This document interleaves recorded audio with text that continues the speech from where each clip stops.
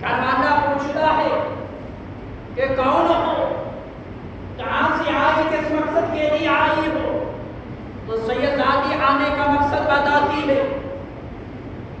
کس لیے آئی ہو؟ تو آگے سے اس ذمہ دار سرمایہ دار رئیس نے آل رسول کی خدمت کرنے کی بجائے، ان کے ساتھ حسن سلوک کرنے کی بجائے الٹا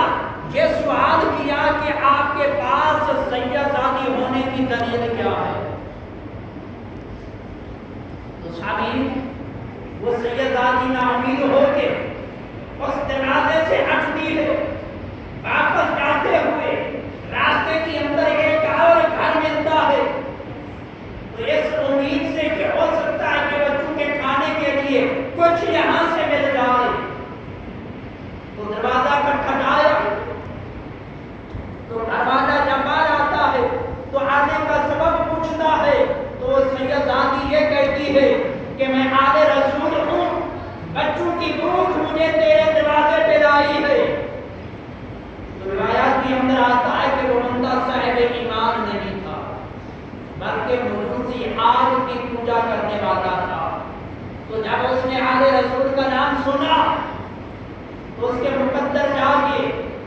گھروالی کو بلایا، کہا کہ اس بیوی کو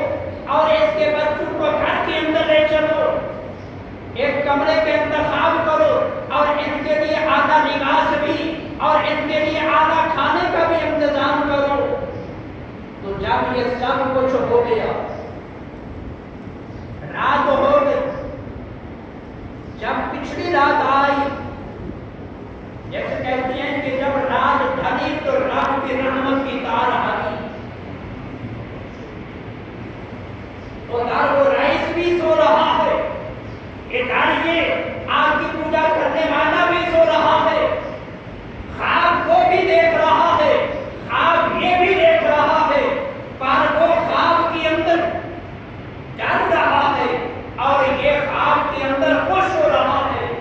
رئیس نے کیا خواب دیکھا کہ میدان معاشر قائم ہے، نفسی نفسی کا عالم، ہر ایک اپنے کیے کا حساب دے رہا ہے۔ اس نے خواب کے اندر کیا دیکھا کہ رحمت علیہ السلام جنت کے ایک محل کے قریب کھڑے ہیں، تو یہ بھی چلتا چلتا آقا کے قریب جاتا ہے، عرض کرتا ہے کہ یا رسول اللہ یہ محل کس کے لیے ہے؟ تو رحمت علیہ السلام نے اس رئیس کو خواب کے اندر یہ ارشاد فرمایا کہ یہ مسلمان کے لیے ہے۔ وہ رئیس آقا کی بارگاہ کے اندر عرض کرتا ہے کہ یا رسول اللہ میں بھی کلمہ گو مسلمان ہوں، میں نے بھی دنیاوی زندگی کے اندر آپ کی رسالت کا اقرار کیا ہے، رب کی وحدانیت کا اعلان کیا ہے۔ تو رحمت علیہ السلام نے ارشاد فرمایا کہ تیرے پاس مسلمان ہونے کی دلیل کیا ہے؟ اور ساتھ یہ بھی ارشاد فرمایا کہ کل